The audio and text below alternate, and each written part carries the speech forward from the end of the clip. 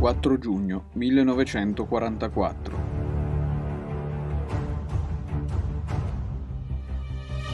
Le truppe della Quinta Armata dell'esercito americano entrano a Roma ponendo fine ai 271 giorni di occupazione tedesca. Quando le avanguardie dei militari statunitensi raggiungono le mura della capitale attraverso l'Appia e la Casilina, i romani li accolgono con grande entusiasmo. Per loro è la fine di un incubo e di una lunga attesa, cominciata il 22 gennaio del 1944, quando sulle spiagge di Anzio e Nettuno erano sbarcati circa 40.000 soldati anglo-americani.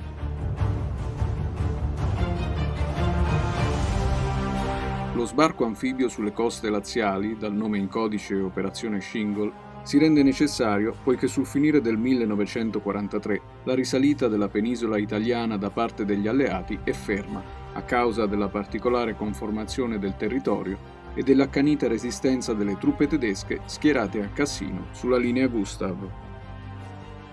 Sbarcando ad Anzio, i comandi alleati cercano di assicurarsi una solida testa di ponte alle spalle della Gustav per aggirare il grosso dell'esercito tedesco e aprirsi la strada verso la conquista di Roma. Ma anziché marciare spediti verso la capitale, gli anglo-americani preferiscono consolidare le proprie posizioni, consentendo così ai tedeschi di convergere da tutta Italia verso Anzio e Nettuno. Questa battuta d'arresto dell'avanzata alleata è un duro colpo per i romani. La loro attesa, prima di essere liberati, durerà mesi. Nel frattempo, all'interno della città e soprattutto nelle borgate, agiscono i nuclei partigiani, che in accordo con il comando alleato danno vita a sabotaggi, agguati e azioni di guerriglia ai danni dei tedeschi. Tra aprile e giugno, Roma è anche oggetto di pesanti bombardamenti alleati, con l'obiettivo di interrompere i rifornimenti dei nazisti, ma che causano la morte di almeno 118 civili.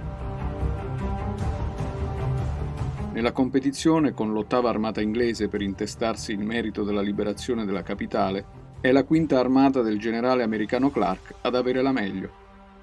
Clark, dopo aver sfondato le linee tedesche a Cassino, preferisce la personale gratificazione di liberare Roma anziché inseguire il nemico. Per la città di Roma, l'arrivo degli americani significa la cessazione dei bombardamenti alleati e la fine dei rastrellamenti, delle rappresaglie e delle deportazioni dei tedeschi.